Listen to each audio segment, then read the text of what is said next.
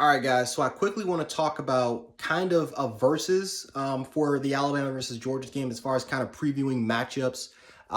First thing I want to talk about is, of course, the trenches. I want to talk about the trenches, starting with Alabama's offensive line versus Georgia's front seven. Who has the advantage going into this matchup?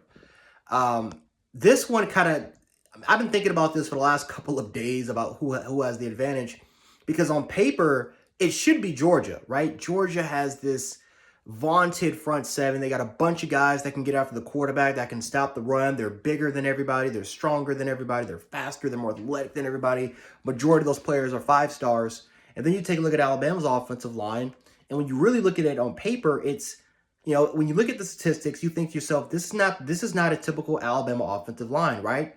You have guys that are kind of out of positions that are playing elsewhere, like Chris Owens, a guy who was supposed to be a center that moved out to right tackle. You kind of have, for the most part, players that have been backups for pretty much their entire careers up to this point. You really only have maybe one true All-American caliber player, and that's Evan Neal on the offensive line. So automatically, you would assume that Georgia's defensive front seven would have the advantage. But if you go back and take a look at the SEC championship game, Alabama's offensive line was absolutely incredible. And they still did it with Seth McLaughlin, who is the second string center behind Darian Delcourt, who I think we can officially say now that Seth McLaughlin is the guy at center. Chris Owens still at right tackle, and a guy that has played okay at right tackle, but for the most part has not played the best, we can say, and it makes sense. He's out of position, but he held his own against Georgia. He didn't allow a sack, and you can make an argument that he played the best game of his career at tackle against the Georgia Bulldogs. And then Javon Cohen had a hell of a game. Evan Neal had put on a masterclass at left tackle. I mean, it was just absolutely incredible to see. If there was maybe one particular weakness, if there was one particular area that was kind of a little bit of a weakness there, it was maybe at right guard with Emil Ekiyor, who is right now injured. We don't even know if he's going to play right now. It might be 5-star offensive tackle J.C. Latham, who's playing guard for this particular season. Guy that might kick off the tackle maybe next year or maybe in a couple years. But for now, he's kind of following that tradition of what Leatherwood and Evan Neal did their first kind of years when they were freshmen.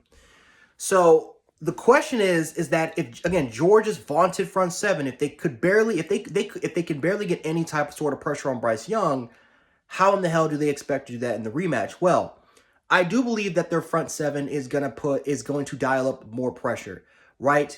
In the second half of that Alabama-Georgia game, when their linebackers started to kind of blitz a little bit, they started to do a little more safety blitzes, more cornerback blitzes.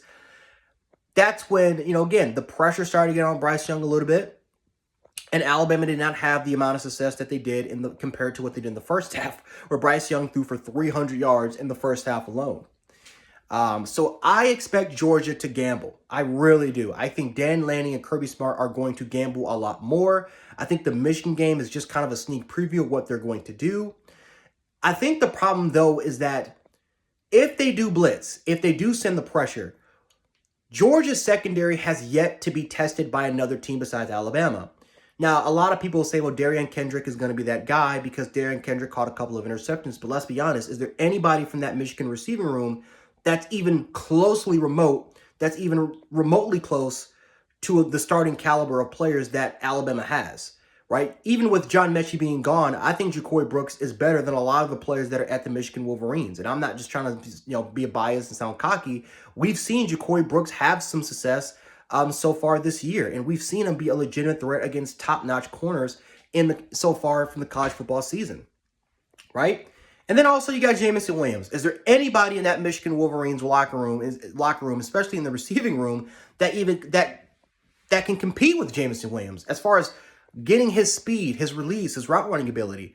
We've seen that Georgia with Keely Ringo and Darian Kendrick kind of struggle with Jameson Williams, even when they matched him up in the slot.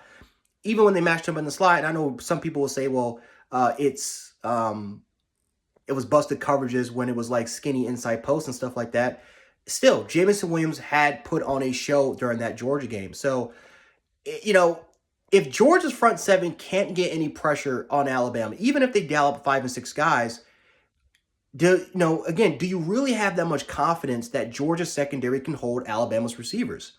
I just don't know if that can happen. So this one's tricky because, again, on paper, the advantage should go to Georgia. But the reality of the situation, the reality, if you look at it 3 or 4 weeks ago, we've already got a matchup of this, is that Bama's offensive line has proven that they can hold it.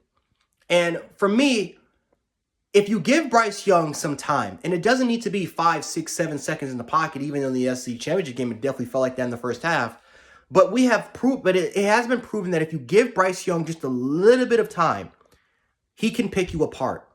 There are certain matchups at the receiving position. There are certain matchups where Bryce Young and this Alabama receiving group, and this Alabama football team, this receiving group, and this quarterback room, they've just continued to just be great in. And some people say, well, they didn't have this much success against Cincinnati. I think, again, though, when you're playing with 6 defensive backs, it's kind of hard to generate that much success. Will Georgia play with 6 defensive backs? I don't think so.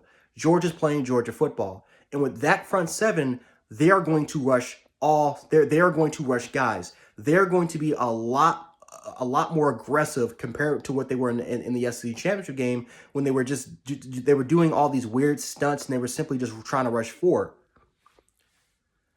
So in a way, it could be a good thing for Georgia, and it can be a bad thing for them. But for the most part, I think the pressure is more on Georgia to try to generate any sort of pressure to Bryce Young. I think for Alabama's offensive line, they don't have to be great. This is an offensive line that just needs to give Bryce Young just a little bit of time, and Bryce Young can dial up on anybody in the nation. We've seen time and time again where Bryce Young is under extreme duress and he still finds ways to make it work. If you flip it to the other side, we've seen that if you dial up the pressure on Stetson Bennett, he can be rattled. He can be rattled if you can dial up the pressure on him. So I think honestly, in the advantage, the winner of this advantage, I think I'll have to give it to Bama here, because Bama doesn't have to be great on the offensive line. Georgia does. And from what we've seen before, even if Georgia decides to dial up 5, 6, or 7 guys, Bama, I think it honestly can give Bama an advantage over the Georgia Bulldogs in that passing aspect.